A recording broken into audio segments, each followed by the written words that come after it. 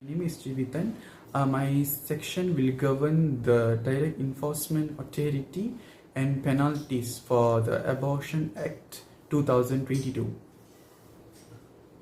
Direct Enforcement Authority and penalties. In this section, we will a non-official or non-employee of a state or local government in a state may file a civil action against any person who performs or induces an abortion in violence of this subchapter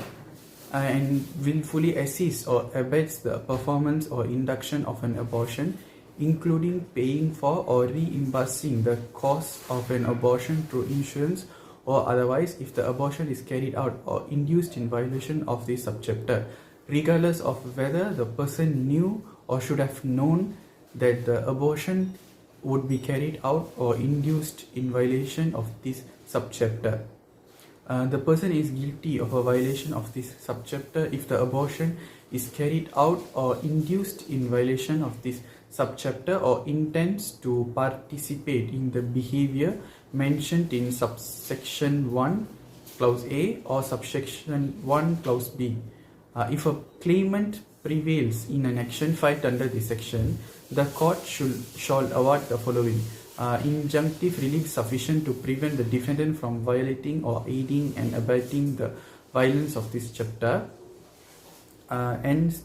statutory damages of not less than 10,000 ringgit Malaysia for each abortion that the defendant performed or induced in violation of this subchapter, and for each abortion that the defendant aided or abetted in violation of the subchapter, and expenses and legal fees. Under the penalties, if it is established during the course of the trial that the defendant has a prior conviction for abortion, the defendant will automatically face a sentence of 6 months in jail upon being found guilty. If it is proven during the trial of a second abortion that the defendant has been convicted of any abortion in the past, then the defendant will be sentenced to a year in jail upon being found guilty of the second abortion. If it is proven during the trial that the defendant has been previously convicted of an abortion after being sentenced for 12 months, then the defendant will be punished by confinement in the prison or for any term that does not exceed 10 years or less than 3 years, depending on the severity of the offense. If it is proven during the trial of any abortion offense that the defendant has previously been finally convicted of 3 abortion offenses, and the third previous abortion conviction is for an offense that occurred subsequent to the second previous conviction having become final, then the defendant shall be punished by imprisonment for a period of more than 15 years upon being found guilty. This provision applies to any abortion offense that is being tried. This is the provision that pertains to the habitual offenders. Of abortion in the above act and Islamic jurisprudence, both the person that aborts the fetus and the one that supports would be punished. The punishment under Abortion Act 2022 is imprisonment or fine, and the term of the imprisonment is different between abortion before and after the fetal movement in terms of Islamic jurisprudence. The one that performs the abortion for her without her consent will be punished by imprisonment for 20 years or fine. The punishment of abortion in Islamic jurisprudence is kara or expiation according to the juries. The juries are unanimous that punishment for the crime of a fetus of a